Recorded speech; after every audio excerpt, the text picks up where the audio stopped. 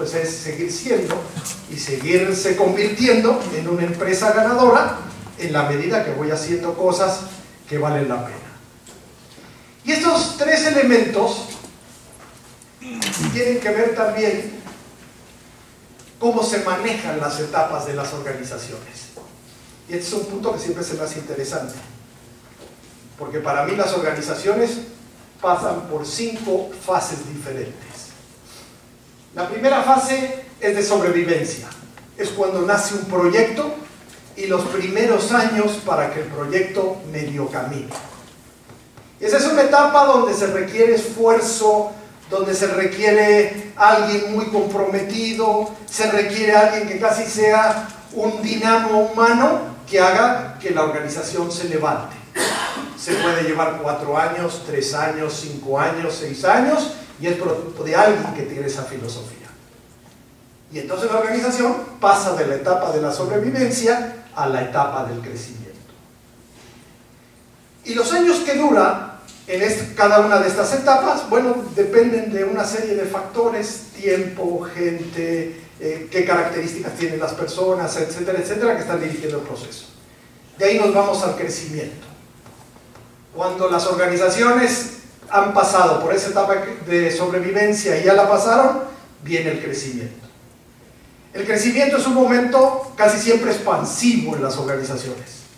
Es un momento precioso porque es el momento donde la gente hace un esfuerzo brutal por tener nuevas unidades de negocios, tener nuevas posibilidades, se abren cosas, se generan nuevos proyectos, se genera una serie de elementos y todo el mundo siente que está colaborando en una forma importante.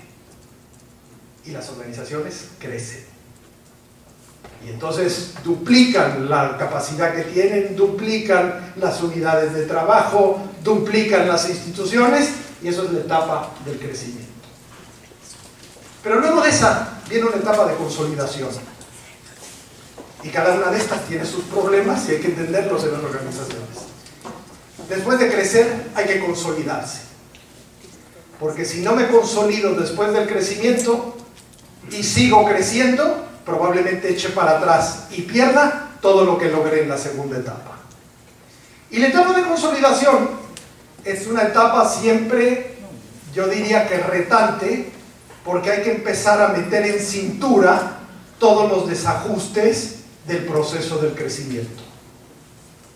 Para crecer, y acordémonos de los niños o de los adolescentes, empiezan a engordar, a hacerse grandes, los pantalones no sirven, se quedan cortos cada tercer día y hay que estar haciendo una serie de cosas de ropa nueva. La etapa de consolidación empieza a ser el momento donde hay que empezar a meter en cintura a la organización. Hay que empezar a hablar de criterios, hay que empezar a hablar de mediciones, hay que empezar a decir: esto que fue en una época de crecimiento sirve, esto para esta etapa de consolidación no va a servir. Y es una etapa donde las organizaciones tienen que empezar a echar raíces para poder seguir generando otra serie de cosas. Pasar de etapas de crecimiento a consolidación siempre es un reto de comunicación, siempre es un reto de trabajo en equipo, siempre es un reto de mucho contacto, porque obviamente en la etapa de crecimiento dimos por supuesto una serie de cosas, establecimos una serie de prácticas que en la etapa de consolidación tenemos que volverlas y que necesitamos aclararlas, manejarlas y buscar criterios generales que me permitan seguir creciendo en forma inteligente. Y tenemos que entender estas etapas. De ahí nos vamos a una etapa de madurez, cuando ya la organización ha pasado por consolidación, ha tenido otra serie de cosas y entonces ahí empieza otro reto. Gente que estuvo en las etapas anteriores, pero que empieza a perder energía, empieza a perder entusiasmo, se acomoda y se mete en la zona de confort. Y entonces tenemos que entrar a una quinta etapa, que es la de rejuvenecimiento, donde otra vez hay que mover a toda la organización para darle un espíritu y una posibilidad de crecimiento otra vez. Estas 5 etapas, ¿cómo se manejan? ¿Cómo se revisan? ¿Qué se hace? hace que las empresas sean ganadoras, tambaleantes o perdedoras. Y la gente que dirige las empresas o las organizaciones necesita estar muy consciente en qué etapa estamos, qué retos tenemos, qué posibilidades tenemos para realmente seguir buscando que la organización siga creciendo. Siempre me parece un punto interesante para recordar, porque a veces se nos olvida.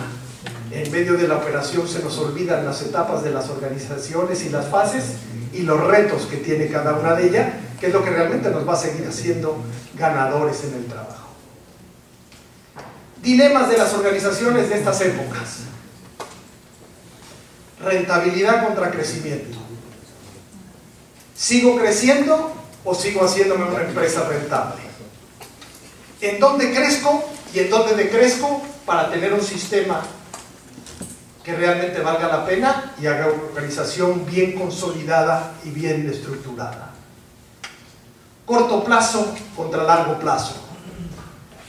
Las etapas de crecimiento casi siempre me llevan a pensar mucho en el día de hoy y en la situación de hoy.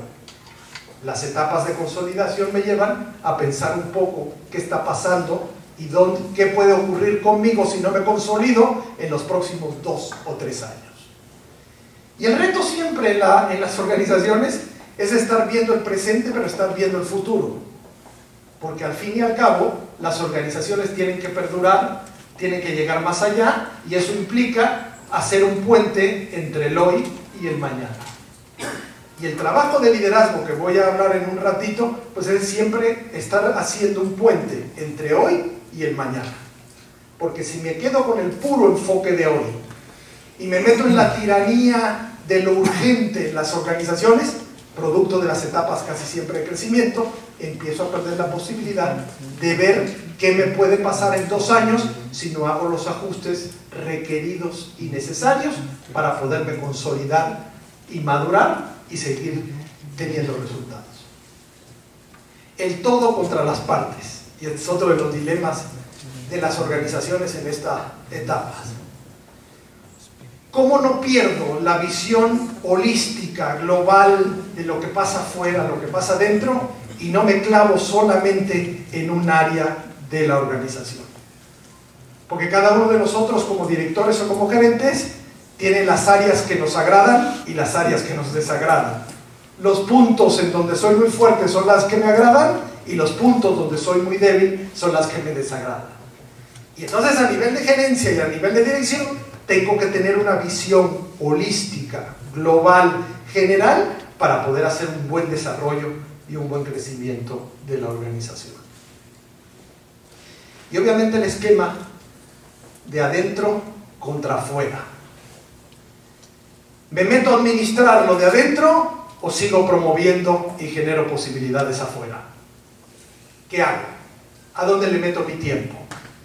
¿Sigo buscando o me pongo a administrar? ¿Sigo promoviendo y sigo haciendo contactos y sigo haciendo elementos para que mi plaza realmente en la organización llegue, o me clavo a administrar? Y hay que hacer un balance y un equilibrio entre adentro y afuera. Y un líder y un director, por lo menos con los que yo trabajo, todo el rato les insisto que hay que estar haciendo un equilibrio en eso.